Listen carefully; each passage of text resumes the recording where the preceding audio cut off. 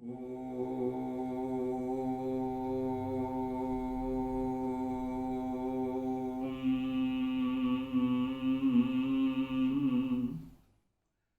कृष्णं वन्दे जगद्गुरुं। मेरे आत्मबंधुओं,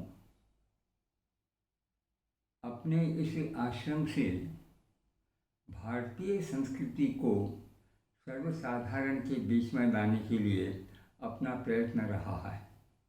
इस संस्कृति में हमारे अनेक पर्व भी आते हैं, तो यथासंभव ये भी यत्न किया गया है कि पर्व संबंधी बातों को भी सामने लाया जाए। तो इस समय ये श्रावण के शुक्ल पक्ष की पूर्णिमा के दिन जो पर्व आया है, उस पर्व को हम बोलते हैं श्रावणी पूर्णिमा का कर्म। तो उसमें भी एक कर्म वर्षों से चला रहा है। और दूसरा, फिर हम लोगों ने कभी संस्कृत के विषय में सोचा नहीं था, संस्कृत क्या है क्या नहीं है, पर उसको हमने जोड़ दिया है संस्कृत दिवस के साथ। तीसरा विषय है रक्षाबंधन। तो मैं क्रमशः आपको उसका परिचय देते हुए अपनी बात कहना चाहूँगा। अपने भारत की विशेषता यह है कि जो दिन और रात का जो क्रम है, उसके हिसाब से वर्षों तक नहीं, प्रलय तक हमारा सारा क्रम चलता आ रहा है। दिन और रात मिला करके एक दिवस कहलाता है। सूर्य उदित होता है, शाम तक आपको दिखाई देता है, रात्रि को नहीं दिखाई देता है, प्रातःकाल दूसरे दिन फिर उदित होगा। तो एक उदय से दूसरे उदय तक का जो सारा समय है, उसका एक सम्मिलित नाम है अहोरात्र। यह बोलते हैं अपन दिन को, और रात्रि बोलते हैं रात्रि को।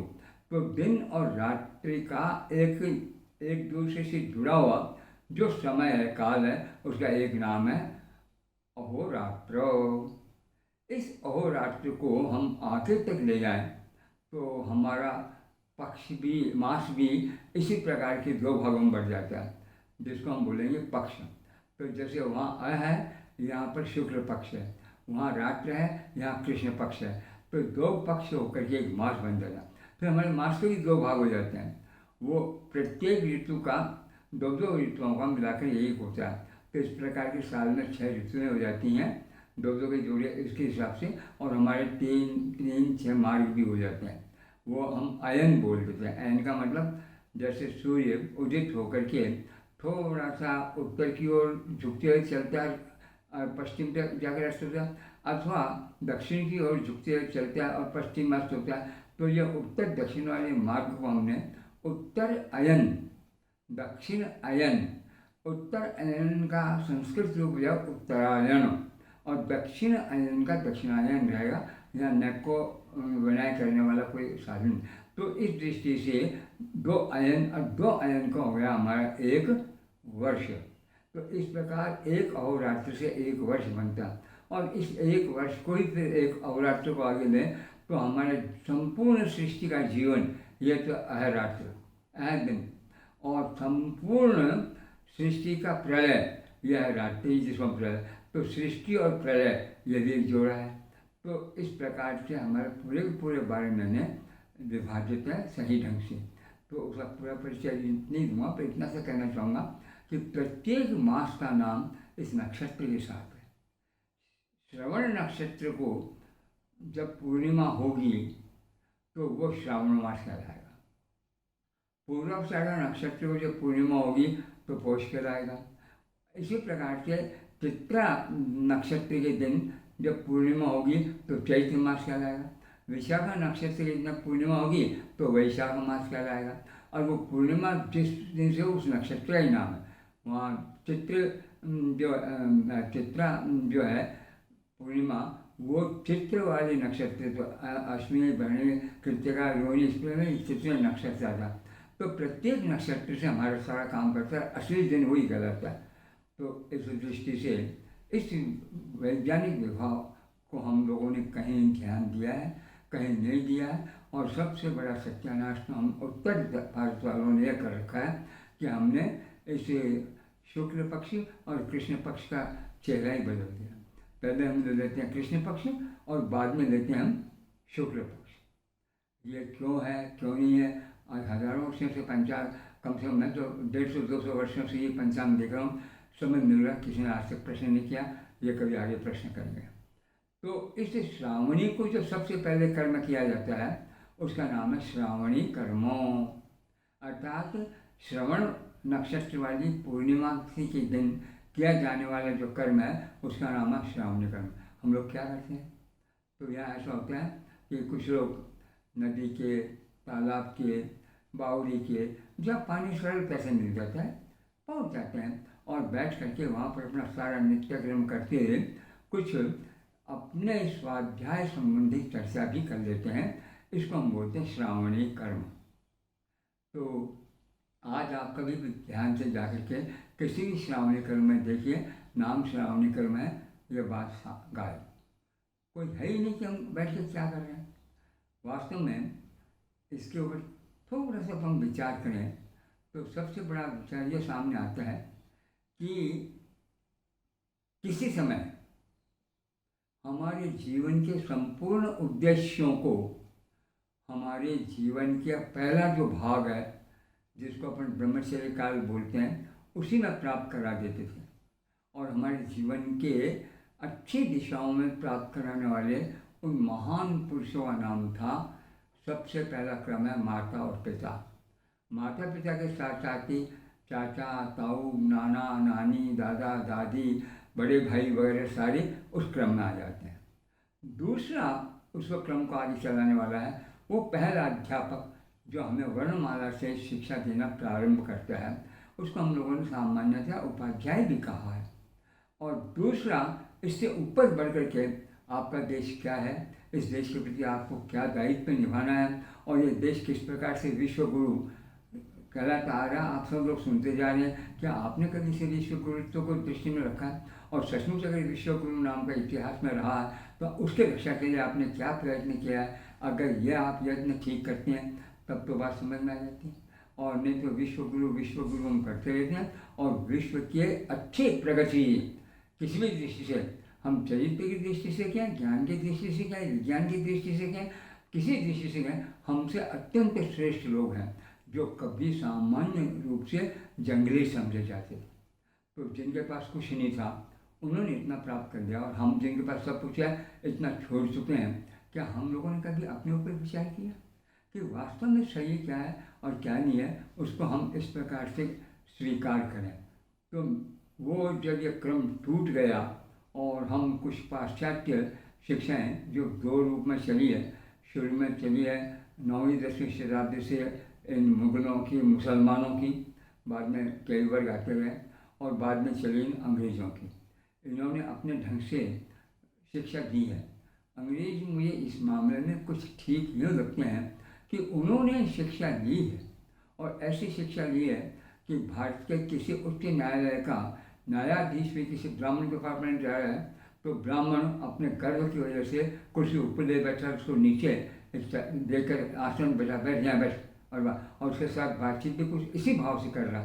पर उस व्यक्ति ने संस्कृत सीख कर जब विश्व को और ये संस्कृत भाषा का ज्ञान दिया है, और उसके बाद से विश्व में नवीन रूप से भारतीय वाङ्मय जो गया है, और उसको उन्होंने जिस प्रकार से विभिन्न देशों ने मिलकर के आगे ले जाने की चेष्टा की है, वो हम लोगों के लिए एक पर्व से कम नहीं है।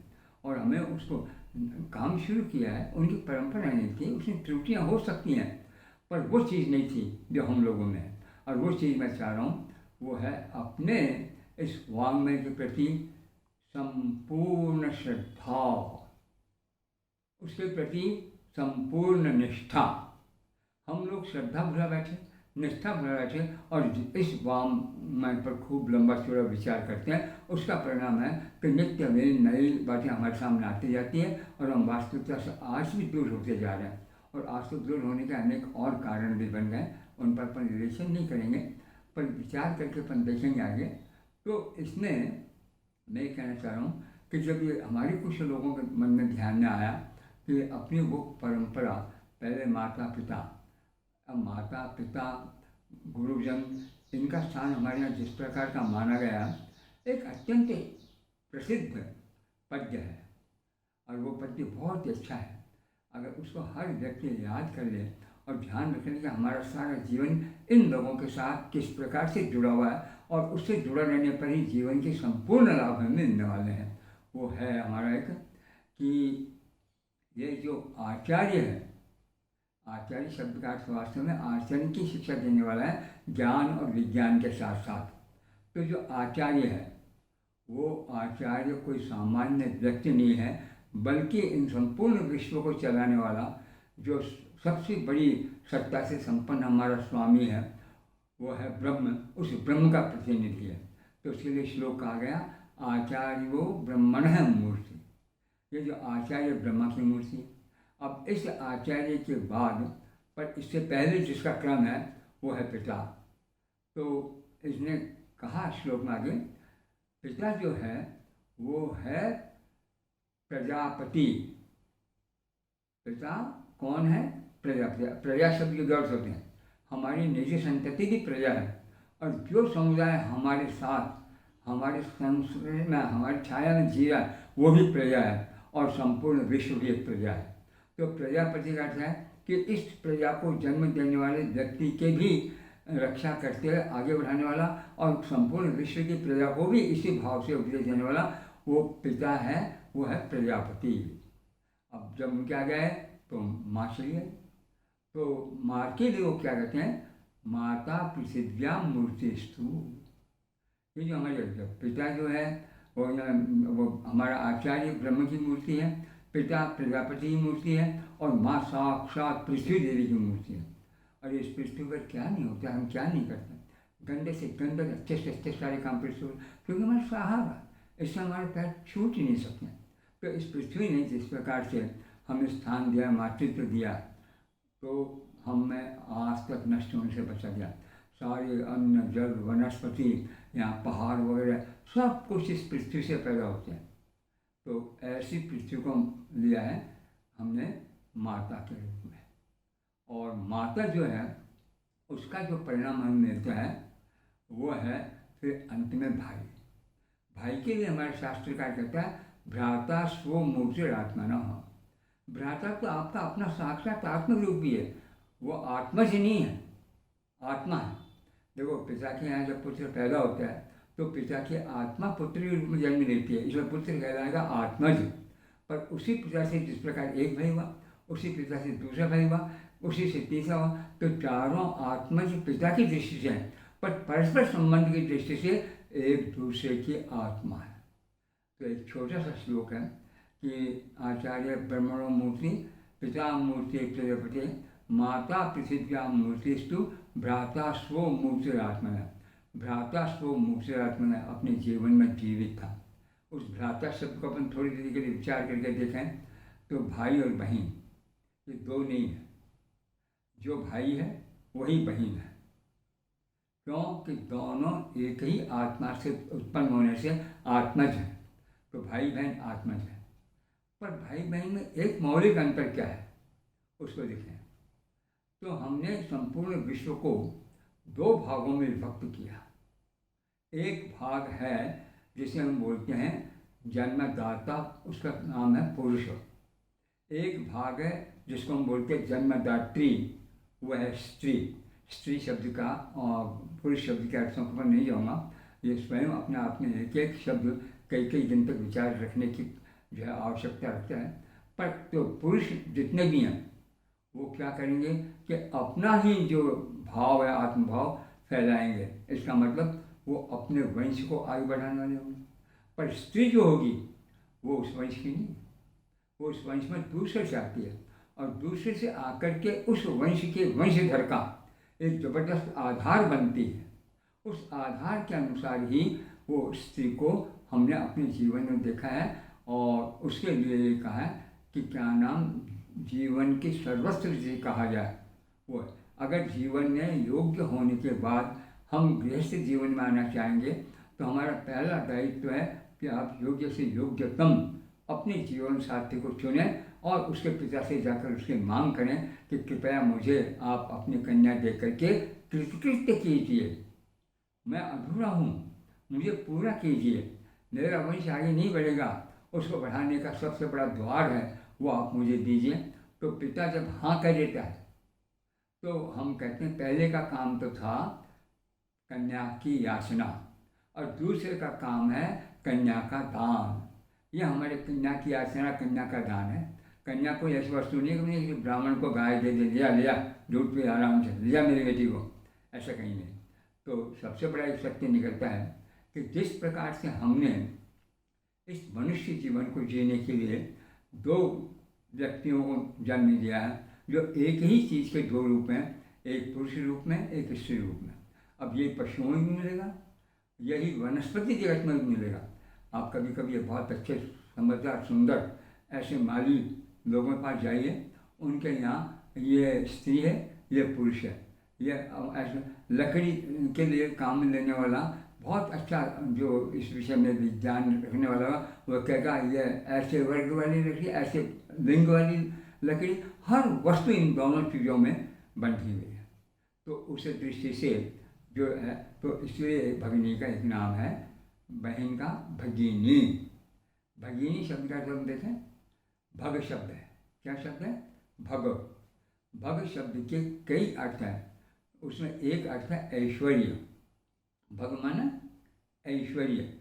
ऐश्वर्य क्या है, कितने प्रकार का है, एक ही श्लोक में गिनाया गया, केवल ईश्वर की प्रशंसा में। क्या है वो ऐश्वर्य? कि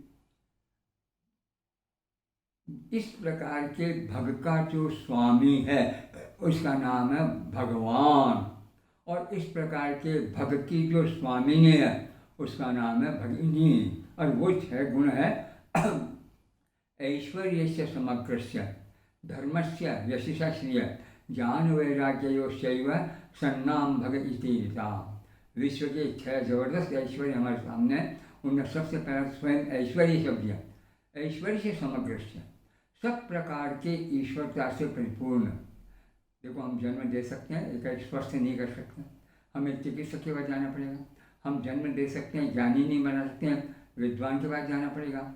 हम जन्म दे सकते हैं, हमारे संपूर्ण आचार विचारों को प्रारंभ से अंत तक समझाने के हमें किसी ऐसे आचार्य के पास जाना पड़ेगा। इस प्रकार हम जन्म देने के बाद में और इतनी प्रक्रियाएं पूरी करके अपने जन्मदातृत्व को सफल करते हैं। उसी जन्मदातृत्व को सफल करने की दृष्टि से हमारे यहाँ सारे कार्यक्रम रखे गए। तो ये जब इस प्रकार का जन्मदातृत्व सफल करने वाला भाव जब कम पड़ता चला गया, नहीं तो शुरू में ही होता था। मैंने अपने बचपन में देखा, एक व्यक्ति अपने घर में एक सामान्य जगह में, नहीं तो खुले में, कि जहाँ धूप आती से बचे जाए, केवल बरामदे में बैठ करके और विद्यार्थियों पढ़ाते हैं। उसके पास में सब विद्यार्थियों को बिछाने के लिए टाट जैसा आसन है, और स्वयं के पास एक गद्दी बैठ, और उस गद्दी से इकट्ठा करेगा। किसी व्यक्ति से नहीं पूछा तो कौन है, किसका है, क्या है, कैसा है। और इस प्रकार से गलियों में घूमने वाले लोगों को कहते अगर तुम्हें ऐसा हो तो कुछ मेरे पास आओ, और वो आते थे। और उन व्यक्तियों को पढ़ाते, उनसे एक पैसा नहीं लेते थे। क्यों? वो कहते कि मैं कुछ समझ गया हूँ, इसलिए मैं ब्रह्म का ज्ञाता हो गया हूँ। ब्रह्म का ज्ञाता होने से मुझे सहज रूप से प्रकृति से एक पद मिला है, ब्राह्मण। ब्राह्मण होने के नाते मैं अपने संपूर्ण ब्रह्म रूप इस प्रजा को किसी न किसी रूप में योग्य बनाऊँ जो ब्राह्मणत्व तक पहुँचे। ये सोच कर जो अपने को बिठा, और नहीं तो वो इस प्रकार से पढ़ाना शुरू कर देता है कि समझ लीजिए कि बच्चों को बचपन से सब चीज़ें जो आई हैं हमेशा के लिए मौखिक याद रहेंगी, हमेशा पर विचारशीलता उनमें बनी रहेगी, और हमेशा उनकी स्मृति में रहेगी। वो बचपन की शिक्षा कभी भूल नहीं जाएगी। मैंने अपने नसराबाद में अपने जन्मस्थली पर देखा है, एक ऐसा व्यक्ति था जिसने एक काम किया कि मैं अपने स्कूल में एक काम करूं, और काम यह होगा कि जितने भी बच्चे मेरे पास आएंगे सबको एक ही लेखनी दूंगा, और एक ही वर्ण बनेगा सबका। 300 विद्यार्थी बैठे, 300 का एक ही वर्ण बनेगा। उस व्यक्ति ने अपनी शिक्षा दी। हमारे संस्कृत पाठशाला जहाँ मैं पढ़ता था बचपन में, उसके पड़ोस में उनका स्कूल था, तो बचपन से उनको जानता था। जो बड़े हो गए तो उन्होंने अपने 3 बच्चों को शिक्षा दी। सौभाग्य से एक बच्चा उनमें व्यावरण में भी रहा है, और एक जोधपुर चला गया, एक ने नशाबाद वाले पद को संभाला। तो आज वहाँ 400-500 बच्चों को बिठा दीजिए, और उनके द्वारा लिखी हुई कॉपियाँ आप ले लीजिए। आप कह नहीं सकते कि अलग अलग व्यक्ति की लिखी हुई है, कौन से किसकी लिखी हुई है। ऐसी शिक्षा के द्वारा एक लिपि को कितना बड़ा जन्म उसने दे दिया था। आज हम लिपियों को पढ़ते पढ़ते थक जाते हैं, इधर से उधर कोशिश करते हैं, अनेक लिपियाँ गलत हों।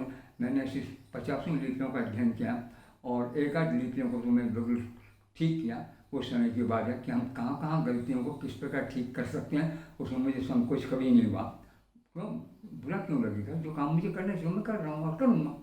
तो उसमें वो व्यक्ति जब देखता हमारे यहाँ इस प्रकार पंडित का बिठा करके और बच्चों को पढ़ने पढ़ाने वाला क्रम बंद होता जा रहा है, धीरे धीरे हम ऊंचे कक्षाओं में जा करके कुछ अन्य उद्देश्यों से, जैसे मुझे उपाधि मिलेगी, इस प्रकार की सेवा मिलेगी, इस प्रकार का पैसा मिलेगा, ये सारी सुविधाएं मिलेगी, ये लेकर के पढ़ने लगे तो ज्ञान विज्ञान के साथ हमारा जीवन दूर हो गया। कृष्ण जैसे व्यक्ति जो युद्ध से भागे हुए अर्जुन को खड़ा होकर कहता है और कहते हैं तुझे ज्ञान और विज्ञान दोनों से पार ले जाने वाली शिक्षा दे रहा हूँ। भगवान को कोई बम बनाना नहीं सिखा रहे हैं, वहाँ उसको किस प्रकार तुम्हें युद्ध करना, क्यों करना है, और क्या ये युद्ध तुम वैयक्तिक वैर रख करके लोगों को मारने के लिए कर रहे हो या किसी अच्छे सिद्धांत के अपने जीवन दर्शन की रक्षा के लिए कर रहे हो। पहले देखो, जब यह रक्षा का मामला आएगा तो भीष्म पितामह जो तुम्हारे दादाजी हैं, सब कुछ हैं, तुम्हारे गुरु हैं, और मैं समझता हूँ उनके बराबर विश्व में दूसरा श्रेष्ठ व्यक्ति नहीं है, ऐसा कृष्ण कह रहे अर्जुन को। वो भीष्म पितामह को उनमें शत्रु नहीं लगेंगे और उनको मारने में भी तुम्हें कोई कष्ट नहीं होगा। द्रोणाचार्य, इनको मारने में भी तुम्हें कोई कष्ट नहीं होगा। क्यों कि इनको जो कुछ करना चाहिए उसके मामले में किसी भी कारण से रहो ये असफल होते जा रहे हैं, और मैं चाहता हूँ वो असफलता समाप्त हो। गीता का एकमात्र उद्देश्य सारा यही है। और कृष्ण ने ये बात कही है कि मैं हर समय लोगों को इस प्रकार का रूप देने के लिए तैयार होता रहा हूँ। आज हम जिस युग में जी रहे हैं, हमारे युग की दृष्टि से और मनु की दृष्टि से हम वैवस्वत मनु की क्षमता में जी रहे हैं। भगवान राम जैसे व्यक्ति को यहाँ आने का अवसर इसी वैवस्वत मनु के युग में, उसके पहले 6 मनु और जा चुके हैं, वो लंबी चौड़ी चर्चा है मैं आपने। तो उन वक्त कुछ ब्राह्मणों ने सोचा कि जिस जगह मैं रहता हूँ उस गाँव का मैं ही आचार्य, क्यों नहीं मैं लोगों इकट्ठा, तो साल में लोगों को इकट्ठा करता और इकट्ठा करके उस अपना वो जो स्थान है जहाँ ले जाता था नहाने धोने की, इस प्रकार की सुविधा पाने की थी, इधर उधर जाना नहीं पड़ता था। और जब काम पूरा होता तब वो फिर बताता था कि तुम्हारा जीवन का वास्तविक लक्ष्य क्या है, और उस लक्ष्य में उसका प्रधान रूप से एक बात कहती थी, तुम पुरुष हो और तुम्हारे केवल 4 ही अर्थ है जीवन में, 5वां अर्थ नहीं है। और अगर तुमने इन चारों अर्थों को सफल कर लिया, चारों अर्थों को प्राप्त कर लिया, चारों विषयों पर अपना अधिकार कर लिया, तो तुम ब्रह्म बन गए। फिर तुम्हारे जीवन में कुछ प्राप्त करने कराने की ऐसी आकांक्षा ही नहीं रहेगी, आवश्यकता ही नहीं रहेगी, और तुम इस प्रकार की औपचार पूर्ति करने वाली एक शक्ति लेकर रहोगे। तो उन्होंने उन 4 का नाम दिया धर्म, अर्थ, काम, मोक्ष।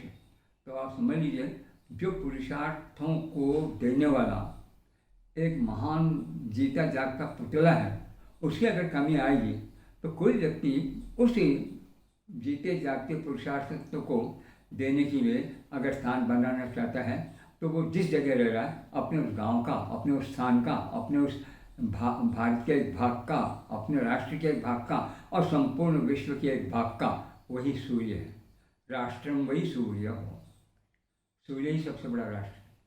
तो इस प्रकार के वेद के एक एक वाक्य को मिलें तो कोई भी चीज़ न अनावश्यक है और न देश काल के विरुद्ध है, क्योंकि मनुष्य शुरू से आगे तक एक ही रहेगा। अब प्राप्ति करना और न करना ये उसके जीवन के संयम पर निर्भर करता है। अगर उसने संयमी जीवन रखा, समझ संयमी जीवन नहीं छोड़ दिया, तो संयम वाले जीवन को हम पकड़ें और आगे बढ़ें। आगे इसके लिए वो श्रावणी कर्म करवाया करते थे और उनको इस प्रकार का उपदेश दिया करते थे। उस उपदेश में वो एक काम करते थे, भाई देखो हम गत वर्ष मिले थे, उस वक्त तुमने मेरे सामने ये प्रतिज्ञा की थी, मैं इतना इतना काम करूँगा समाज का, इतना काम करूँगा स्वाध्याय का, इतना काम करूँगा अपने परिवार के विकास का, इतना काम करूँगा विश्व विकास का या राष्ट्र विकास का। उसमें क्या क्या कमी रह गई थी, अब उसको तुम कैसे ठीक करोगे, अब मेरे सामने शपथ लो। और वह व्यक्ति उनको रक्षा सूत्र के द्वारा बांध देता था। यह है हमारे रक्षा सूत्र का पहला अभिप्राय। इस रक्षा सूत्र के विषय में आपको कहते छोटी बात, एक हमारे पुरोहित थे, कर्म करवाने के लिए आता है, छोटा सा यज्ञ कराने के लिए आएगा, तो पहले हमसे संकल्प वाक्य करवाएगा और संकल्प वाक्य करने के बाद में अपने आप को क्या है, मैं पुरुष हूँ, मैंने तुम्हें बांध लिया, अब इतने समय तक आप बिल्कुल मेरे अनुकूल चलोगे, कहीं प्रतिकूल नहीं जाओगे, तुम्हें जो कुछ शंका समाधान होगा ये सब कुछ बाद में मुझसे पूछा करो। तो डोरा बांधना यह उस व्यक्ति को रक्षा सूत्र में लेना है कि मैंने तुम्हें अपने रक्षा सूत्र में बांध लिया, मैं चाहता हूँ मेरे रक्षा सूत्र को इसी प्रकार से बना रहने का और दृढ़ होने का मौका मिले, अगली बार फिर मैं तुम्हें देखूंगा। यह है हमारे श्रावणी कर्म। अब प्रश्न, श्रावणी कर्म श्रावण को क्यों रखेगी और क्यों नहीं रखेगी? सोचो, इन लोगों का चिंतन का कितना अच्छा तरीका था। आप जानते हैं कि क्या छोटे छोटा गाँव हो या बड़े से बड़ा शहर हो, हमारे इन बड़े बड़े शहरों तक में भी वर्षा में रास्ते रुक जाते हैं, बड़े बड़े वाहन नहीं आ पाते हैं, हमारी छतरियाँ काम नहीं देती हैं, हम निकल नहीं सकते। कई बार 4-4, 5-5 दिन तक लगातार वर्षा होती रही, पानी निकल के कहाँ जाके हमें ना वैसे एक प्रश्न बना रहता है। उस प्रश्न को दृष्टि में को जानते हैं कि यह वर्षा के जो 4 मास हैं, प्रारंभ का और अंतिम मास, यह आने और जाने वाले होने से उतने विकराल नहीं है जितना दूसरा तीसरा मास है। दूसरा मास है श्रावण और तीसरा मास है भाद्रपद। तो श्रावण और भाद्रपद में हमारी इधर उधर की यात्राएँ नहीं होंगी, तो बजाय हम उन सब यात्राओं करने के अपने घर में किए जाने वाले यही काम अत्यंत सुंदर ढंग से करें, ये उनके सामने था। इसलिए श्रावण, अब श्रावण शब्द में देखा, अब जो श्रवण नक्षत्र है वो तो ही, तो श्रवण नक्षत्र वाली पौर्णमासी श्रवणा कहलाती है और श्रवणा का जो माघ है, मास है, वो श्रावण कहलाता है। दूसरा श्रवण शब्द कहते हैं सुनना, आप कामकाज करना, कराना, आग जलाना, यज्ञ करना बड़ी मुश्किल होती है, तीव्र हवा चल रही है, आपकी यज्ञ चलेगा नहीं, यदि काम ही नहीं करेंगे। तो उन्होंने कहा हम श्रवण प्रधान हों, और श्रवण का मतलब कि आपको 1 मास पूरा अगर श्रवण सुनने को मिल रहा है, तो क्यों नहीं भाद्रपद में उस श्रवण को हम अपने ढंग से लेकर तैयार कर रहे हैं। तो इस दृष्टि से ये श्रवण का मामला उन्होंने लिया और श्रावण लिया। तो श्रावण को श्रावणी कर्म की सबसे बड़ी उपाध्यायिता ये थी, और ये उपाध्यायिता सब किया है। घर में पिता है उसका दायित्व है, दादा है उसका दायित्व, अगर हम सौभाग्य से ननिहाल में हैं तो नाना मामा आदि लोगों का, जहाँ भी हम रहें, हमारे श्रावण को इस रूप में चरितार्थ करें। ये एक था श्रावणी कर्म। इस श्रावणी कर्म मैंने रक्षाबंधन वाली बात भी आपको कह दी है कि रक्षाबंधन का अर्थ एक ही है कि वो उस अपने शिष्य की रक्षा कर रहा है। हाँ, हमारे यहाँ बहन कहती भैया मैं तेरी श्रावण या रक्षा बांध रही, तू मेरी रक्षा करना, रक्षा सूत्र है तो रक्षा करना। अरे तू उसकी रक्षा करने जा रही है या रक्षा करवाने जा रही है?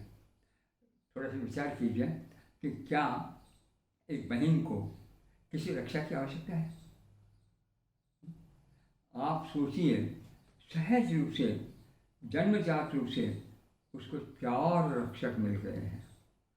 किसी को रक्षा तंत्र की सोचने की आवश्यकता नहीं कि मेरा जीवन इस प्रकार सुरक्षित निकल जाएगा। कौन है 4? कितने अच्छे लोग हैं जो जीवन में कभी दूर होंगे ही नहीं और जिनको समझाने की आवश्यकता है, क्योंकि आप उनको पुत्र हैं। वो कहते हैं पिता जो है वो कौमार में रक्षा करता है, बचपन में खेल कूद में जो वो है, तो इसका मतलब कौमार काल में रक्षा करने का अर्थ है इसका कौमार्य जीवन किन्हीं अभावपूर्ण चीज़ों से नहीं भर जाए और किसी भावपूर्ण चीज से शून्य न रहे। इसलिए मुझे इसके भाव अभाव को दृष्टि में रख करके खेल कूद, नाच गान, कहानी, किस्से जिनमें भी जो आवे वो बात कहनी है। तो पिता रक्षति कौमारे, ये हमारे शास्त्र का है। कौमार काल में, बचपन काल में एकमात्र रक्षा करने वाला कोई, तो जनजात बच्चों से अगर पिता की जगह चाचा ने लिए, ताऊ ने लिए, तो वो पिता का ही काम करेगा, क्योंकि हम उसे यहाँ केवल रहने के लिए नहीं जा रहे हैं। हम इस घर में पढ़ाई नहीं हो रही, उस घर में एक दूसरी सुविधा मिल रही है, तो उस अतिरिक्त सुविधा को लेने के लिए जा रहे हैं। तो इसलिए आपका उस सुविधा देने वाला स्थान बदला, घर नहीं बदला। घर तो वही है, चाचा या ताऊ या दादा, घर वही आपका और वहाँ आपका अधिकार है। तो वहाँ पिता रक्षति कौमारी। अब दूसरा क्षण आते ही क्या मजेदार कर दी, भर्ता रक्षति यौवने। और यहाँ कहीं के भाई का नाम नहीं है। क्या पिता जिसे जीवन भर रक्षा करना आया, जवानी आते ही भाई को से मन टूट गए? क्या भाई की वो बहन नहीं रही? क्या भाई का वो प्यार नहीं रहा? क्या भाई का वो उत्तरदायित्व नहीं रहा? क्या भाई की उसकी एकात्मता नहीं रही? दोनों एक है। जो भाई भाई है वही भाई बहन है। हमारे यहाँ की एक मजेदार चीज़ है, संस्कृत में द्विवचन माना जाता है, समास में भी। तो भगिनी क्या है, भ्राता क्या है, भ्रातरौ। ये कोई समझे समझाने की झूठी बात ही नहीं है। अगर संस्कृत साहित्य देखेंगे तो आप बड़ा आश्चर्य होगा कि भ्रातर है गच्छन्ति, उसका अर्थ हम भाई बहन इकट्ठा लेंगे। केवल भाई भाई जा रहे हैं ऐसा नहीं, केवल बहनें जा रही है ऐसा नहीं, भ्रातर मतलब भाई बहन। तो भ्रातरो शब्द हमेशा भाई बहन के जोड़े को बताता है, उसको कभी दूर ही नहीं होने देता। तो उसका जो वो तो पिता अक्षत्र को मारेंगे ही, भाई तो बंध गया उसके जीवन के साथ प्यार से, कोई ज़बरदस्ती बल की रक्षा करने के लिए नहीं कि दुनिया क्या कहेगी क्या नहीं सोचेंगी, थोड़ा सा दुनिया को नीचा न देखना पड़े, हमारे सामने न जाना पड़े, ऐसे लोग ना चलो ऊपर से दिखावा ठीक करो अंदर से कर, ऐसा कोई मुश्किल से हज़ारों में एक घर होगा जो घर घर नहीं है, मकान है। उस मकान में एक दूसरे से संबंध न रखने वाले, एक दूसरे के जीवन से कोई जिनके किसी प्रकार का स्नेह नहीं है, वो लोग रहते हैं, वो घर ही घर हैं। तो वहाँ पर उन्होंने स्पष्ट कहा है कि जीवन में जैसे ही वो कौमार्य अवस्था छोड़ करके और जिस परिवार का पोषण करने के लिए गई है, उस परिवार का मूल पुरुष, उस परिवार का रक्षक, उस परिवार में आपका सर्वे सर्वा, और आप जिसकी सर्वे सर्वा है वो है पति। इसलिए कहता भर्ता रक्षित यौवन है। पति शब्द के अनेक पर्यायवाची शब्द है, एक भर्ता शब्द है, यहाँ भर्ता शब्द है। देख तू मेरा भरण कर, मैं तेरा भरण करूँगा, हम एक दूसरे का भरण करेंगे, हमारा भरण एक दूसरे को पूरा होगा और हम शतायु एक दूसरे के साथ ही नहीं छोड़ेंगे और अपने ही जैसा नया संसार पीछे छोड़ के चले आएंगे। ये भर्ता रक्षति यौवने, यौवन अवस्था में। अब भाई कहाँ आया, फिर तीसरा दिया है, चलो भर्ता बेचारा बूढ़ा नहीं होगा, वो कब तक करेगा, तो किसी ने बताया ही नहीं है। जिसको तुमने जन्म दिया तेरा क्या है, उस भाई को जो है तुम समझो तो वो हो जाता है पुत्रस्तु स्थविरे भावे। ये जो पुत्र है वो आपके बुढ़ापे का सबसे बड़ा रक्षक है। जिसने हमें पाला पोसा है उस माता पिता की स्त्री, आप लड़की की स्त्री की क्यों, पिता की भी सुनो, तो क्या वो माता का ही रक्षक है, पिता का नहीं है? हाँ, अरे पिता उठ के पानी पीने लायक नहीं है और वो पानी पिला नहीं सकते, फिर पिता क्या रहा और वो पुत्र क्या रहा? तो वहाँ पर उन्होंने लिया कि पुत्रस्तु स्थविरे भाव है, वहाँ माँ बाप का नाम नहीं लिया, स्थविर भाव में। यही जब माता और बच्चे और बच्ची जब बूढ़े हो जाते हैं अपना प्रश्न, उस वक्त उसका रक्षक कौन होता है? पुत्र, उनका जन्म लेना। तो इसलिए क्या हुआ, अंत में उन्होंने तय किया न स्त्री स्वातंत्र मर्रति, स्त्री को कभी अपनी रक्षा के लिए अपने निजी तंत्र को पैदा करने की आवश्यकता नहीं है। उसके लिए तो जन्मजात रक्षक हैं जो कई कई पीढ़ियों के साथ उसके लगे हुए हैं। पिता रक्षति को पिता है और भ्राता रक्षक जो भर्ता रक्षक जो पुत्र से नष्ट अर्घ्य का पूजा करना। तो स्वातंत्रम स्त्री न रहती, स्त्री अपने स्वतंत्र भाव को रक्षा के रूप में व्यवस्था में बदलने के लिए कभी पसंद नहीं करेगी, न रहती, पसंद नहीं करती है, उसकी पूजा नहीं करती है, उसको सम्मानना नहीं देती है, ये न रहती। तो इन सब शब्दों के अर्थ देखें, दिखाएं, समझें और फिर हम आगे बढ़ें तो हमें लगता है कि हम जीवन में कुछ आगे चल रहे हैं। अब आप थोड़ा सा व्यावहारिक पहलू भी लीजिए। रक्षाबंधन वाली बात को लेने कर रहा हूँ, मेरी एक तीसरी बात को लेने वाला हूँ, संस्कृत को, वो अंत में कम से कम समय लगाऊंगा। तो वो क्या कह रहे हैं कि बहन गई भैया के पास, रक्षाबंधन एक ही भैया, कोई दिक्कत नहीं है, आए चलिए।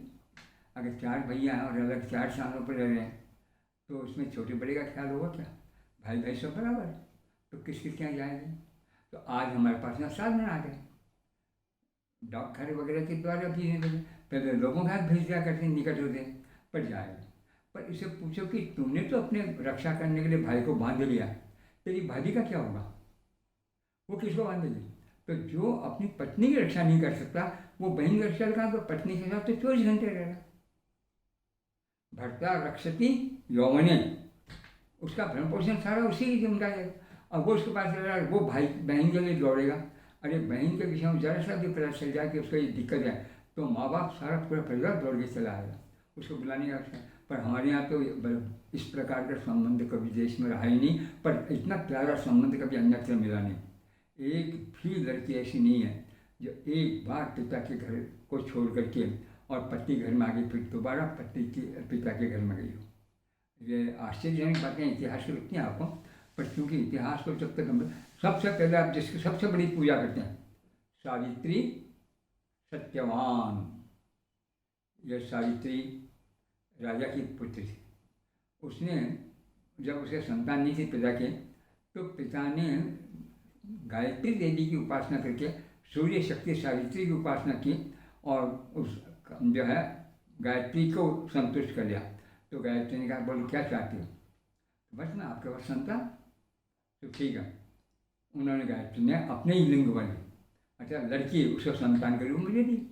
उसको ऐसा नहीं लगा कि मैं इतने वर्षों से तपस्या की और कहाँ से लड़की आ पड़ी घर में, नहीं, और दी और उसको पालने लगा, बड़े प्यार से पाला और लड़की बड़ी होती चली गई। जो बड़ी होती गई तो एक दिन वो रोज़ प्रतिदिन उठकर अपने पूजा पाठ कर सारे काम करके अंत में पूजा पाठ समाप्त होते सीधे पिता माता के पास जाती थी और उनके चरण पकड़ती थी।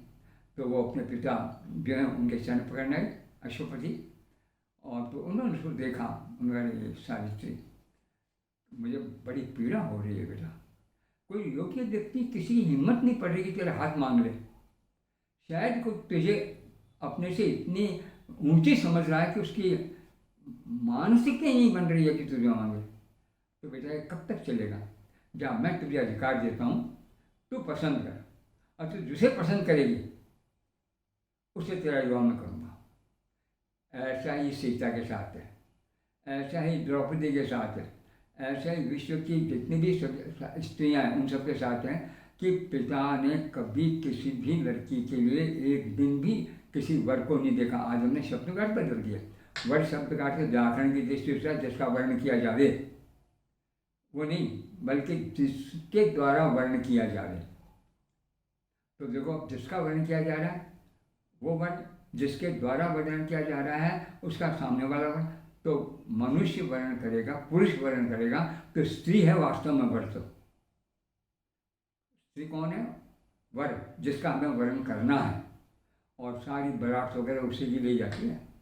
एक नहीं, 10 नहीं, हमारे सारे समुदाय को जो हमारे अपने निजी हैं और जितने सामने वाले की क्षमता है हम ले आएंगे और उन सब के साथ ढोल ढवा इसको लेकर आएंगे। तो एक तरह से वहाँ ला करके और आगे होकर के और घर में लाते हैं। घर में आते वेद का मंत्र है कि देख, साम्राज्य तुम ससुरे, तेरा जो ससुर है उसके तो सम्राट है, स्त्रीलिंग में साम्राज्य बन जाता है। ये तेरी सास है, उसकी तो साम्राज्य है। ये तेरे देवर ननद वगैरह है, उनकी तो साम्राज्य है। तो पूरे घर की साम्राज्य में पूरे घर तेरा है।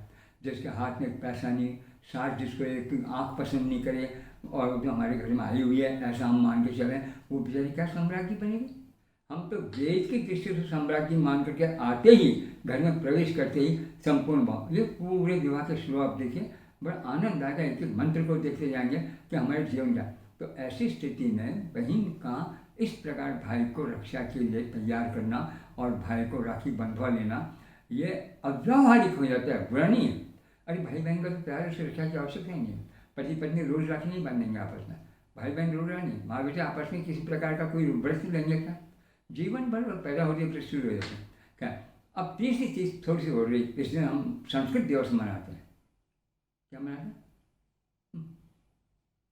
संस्कृत दिवस मनाते हैं।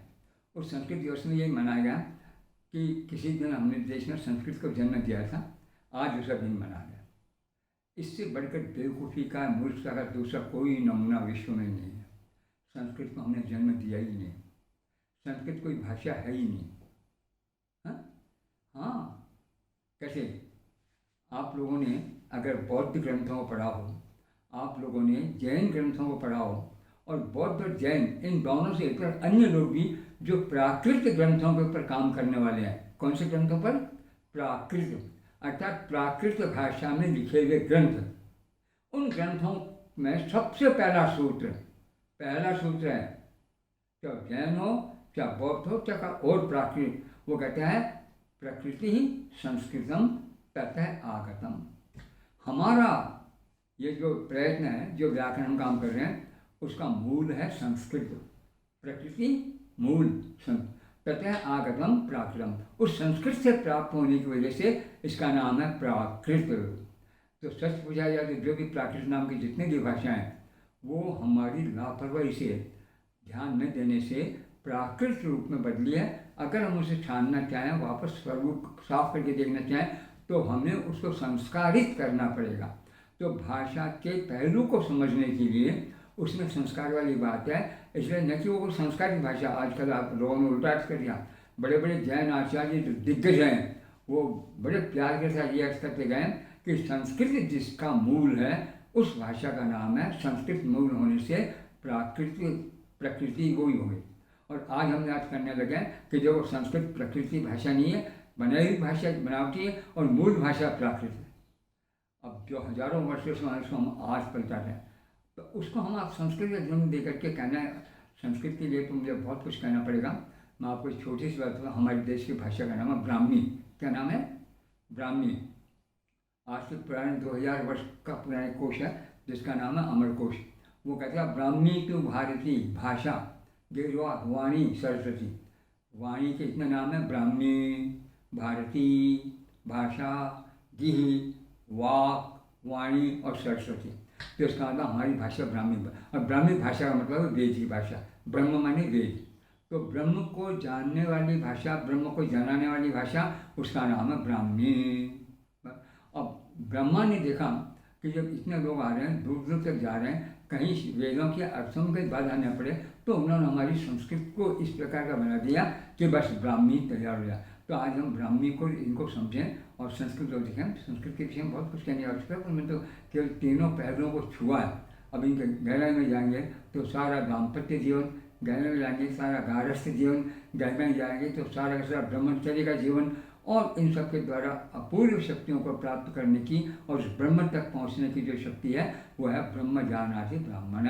और उस ब्रह्म जानाति ब्राह्मण के लिए ही हमारे जीवन की सारी साधनाएँ चली हैं। जिन जिनको हमने सुधार लिया है, वो सब वर्ग में आ गए हैं, और जिनको नहीं सुधार, आज तक मृक्ष है। और मृक्ष शब्द का एकमात्र अर्थ है बिना जाने बूझे भाषा को रात दिन अपनी लापरवाही से, या घमंड से, या किसी से तोड़ के चले जाना, नष्ट कर दिया। तो जब से भारत में इस मृक्ष भाषाओं का, अर्थात हमारी भाषाओं को तोड़ तोड़ करके हम ऊटपटांग बोलने लगे हैं, तब से जा करके हमें सारी पैदा करनी पड़ी है। ऐसा दिन ईश्वर कि वो सब अपनी जगह आ जाए, तो शायद हमें अलग अलग बचे हुए नए नए प्रयत्न मनाने की आवश्यकता नहीं। अन्यथा इनको ब्राह्मी प्रयत्न मानने में कोई बाधा नहीं। आप लोगों को धन्यवाद।